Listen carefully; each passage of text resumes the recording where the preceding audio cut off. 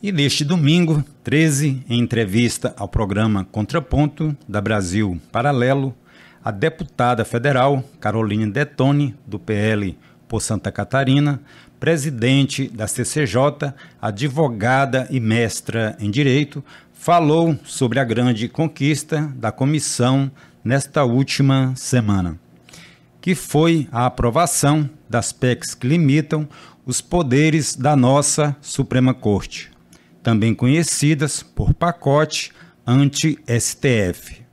Mas para Detoni são medidas eficazes para o reequilíbrio entre os poderes. Eu vou deixar o link da entrevista completa na descrição.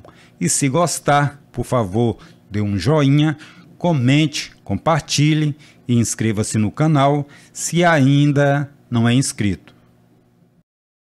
Então, são situações que cada vez mais esse ativismo judicial, esse protagonismo exacerbado do Poder Judiciário está fazendo com que nós tenhamos o total respaldo do colegiado para aprovar as medidas que aprovamos essa semana. Basta ver que nós aprovamos 4 medidas para limitar os atuais abusos de poder do STF. Quais são as 4? Nós temos a PEC 8, que veio do Senado Federal, uma iniciativa do Senado, aprovada inclusive com o voto do líder do governo do PT no Senado. A PEC 8, ela prevê que não pode haver decisão monocrática para suspender a eficácia de uma lei, ou seja, nós temos uma lei que é aprovada por 513 deputados, 81 senadores, sancionada pelo presidente, e aí ela passa a valer. Vai lá um ministro do STF e suspende a eficácia da lei por uma decisão monocrática. Ou seja, desrespeita toda a vontade do povo brasileiro manifestada pelos seus representantes. Então não pode ter decisão monocrática com relação a isso. E nem com relação a decisões dos líderes dos demais poderes, né? Essa é a PEC 8, essa é uma PEC que eu acho que vai ser a de maior consenso para aprovar em plenário. Nós tivemos aí, vou dar um caso que aconteceu, não só com relação às emendas, que fez com que o Lira despachasse da mesa e viesse para a CCJ, mas a disputa pelas emendas, né, e tal, que são deliberadas pelo Congresso, mas tem o caso da desoneração da folha. Então nós temos aí 17 setores que estão sendo beneficiados, são milhões de empregos gerados com a desoneração da folha. O Congresso Nacional, devido a esse clamor popular, prorrogou a desoneração. Nós aprovamos na Câmara, Senado, o presidente Lula vetou a desoneração, porque eles têm uma sanha arrecadatória terrível. Nós derrubamos o veto em sessão do Congresso Nacional, ou seja, dizendo assim, a vontade do povo é desonerar, do setor produtivo é desonerar, e nós entendemos e vamos manter a desoneração prorrogada por mais alguns anos. O que o Lula fez?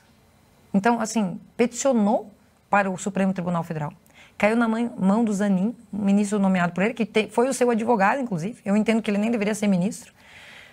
Ou julgar casos que venham, né, de um postulante do qual ele foi advogado. Isso está, inclusive, nas vedações clássicas do Código de Processo.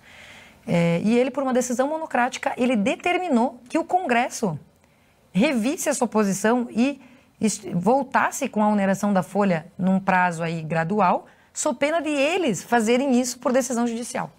Ou seja, esse é um dos exemplos assim que já estão há muitos anos extrapolado de que o Supremo Tribunal Federal hoje está hipertrofiado, é um poder que não tem controle social, né?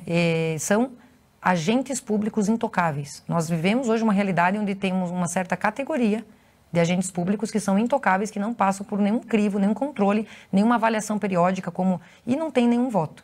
Então, está lá no artigo 1º da Constituição, todo o poder emana do povo e será exercido pelos seus representantes eleitos. Não está lá dizendo que o poder emana do povo e será exercido pelos ministros do Supremo Tribunal Federal. Então, eles estão desrespeitando a vontade popular. E quais são os outros 3 projetos?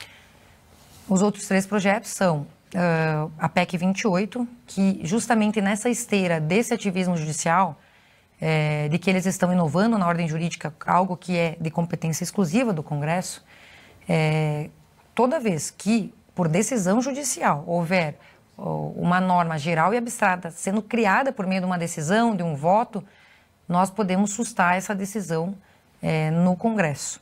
Isso tudo está baseado no artigo 49, se não me engano, inciso 11 da Constituição, que fala que cabe ao Poder Legislativo zelar pela sua própria competência. Então, eles estão dizendo que é inconstitucional, já estão se manifestando, estão revoltados, né, com essas PECs que foram aprovadas, só na admissibilidade na CCJ, né? Mas a questão é que, hoje em dia, o Supremo, há muito tempo, vem inovando na ordem jurídica, a seu bel prazer, e nada acontece. Nenhum filtro acontece, nós entendemos que por meio de decreto legislativo poderíamos sustar, mas não é o entendimento atual do presidente da Câmara, então estamos fazendo justamente uma PEC para mudar a Constituição, prevendo um mecanismo para zelar pela competência do Legislativo e não deixar que o Judiciário legisle no nosso lugar. Então, PEC 8, decisões monocráticas, PEC 28, sustar decisões que invadam a competência do Legislativo, e 2 projetos de lei que atualizam a lei de impeachment.